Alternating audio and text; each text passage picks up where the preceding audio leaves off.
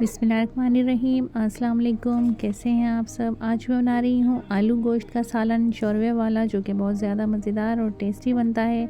शोरवे वाला सालन वैसे भी सबको पसंद आता है, तो आइए शुरू करते हैं। यहाँ मैंने 1.5 किलो गोश्त लिया है, जिसकी मैंने मीडियम साइज़ बोटियाँ कर ली थी, जिसे मैंने अच्छी तरीके से धो लिया है। अब यहाँ एक बर्तन में ये मैं गोश्त डाल दूँगी और पानी ऐड करूँगी। पानी मैंने इसमें लिया है तकरीबन 6 गिलास, क्योंकि हमारा बीफ का गोश्त है, इसे गलने में थोड़ा टाइम लगता है। तो 6 गिलास पानी ऐड किया है। इसमें 1.5 टेबल स्पून नमक का ऐड करूँगी।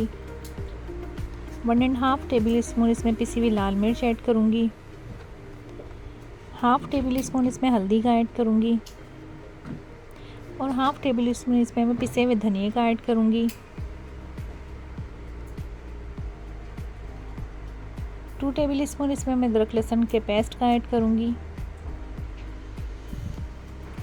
4 दरमियाने साइज़ की मैंने प्याज ली थी, जिन्हें मैंने कट कर लिया था। अब मैं इसमें वो भी ऐड करूँगी।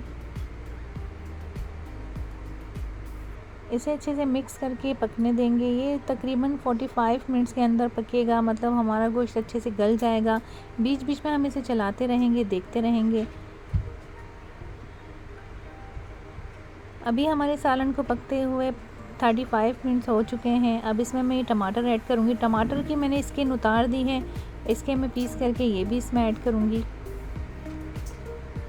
अभी इसे और 10 से 15 मिनट के लिए पकने दूँगी, ताकि हमारे टमाटर भी इसमें गल जाएं। 15 मिनट हो चुके हैं। अभी इसे पकते हुए टमाटर हमारे गल चुके हैं। अभी स्पून की मदद से मैं टमाटरों को मैश कर दूँगी। टमाटरों का छिलका इसलिए उतार दिया था, क्योंकि इसके अंदर टमाटर हम बग़ैर छिलके के ऐड करते हैं, तो वो बहुत अच्छा टेस्ट आता है, अच्छे से घुल जाते हैं टमाटर सालन में। अभी गोश्त चेक करते हैं। हमारा गोश्त भी काफ़ी गल चुका है। देखें, गोश्त हमारा गल चुका है। अभी मैंने आलू लिए थे 4 बड़े साइज़ के, जिन्हें मैंने कट कर लिया था, धो लिया था। अभी मैं ये आलू भी इनमें ऐड करूँगी। ये जो पानी है, इसी के अंदर हमें आलूओं को भी गलाना है। जब तक आलू गलेंगे, पानी भी काफ़ी हद तक खुश्क हो जाएगा। अभी 10 से 15 मिनट में इन्हें पकाऊंगी, ताकि हमारे आलू भी गल जाएं और पानी भी खुश्क हो जाए। 1 प्याली ऑयल लिया है, ये भी मैं इसमें ऐड करूंगी और 10 से 15 मिनट के लिए पकने दूंगी। यहाँ पे 10 मिनट गुजर चुके थे। अभी मैंने देखें ढक्कन खोल के चलाया है सालन को। अभी हमारे आलू काफ़ी हद तक गल चुके हैं और पानी भी खुश्क हो चुका है। तो अभी हम इसे भूनेंगे। अच्छी तरह भूनने के बाद मैंने इसमें पानी ऐड किया है, क्योंकि मुझे शोरवा चाहिए था। आपको जितना शोरवा चाहिए हो आप अपने हिसाब से बना सकते हैं।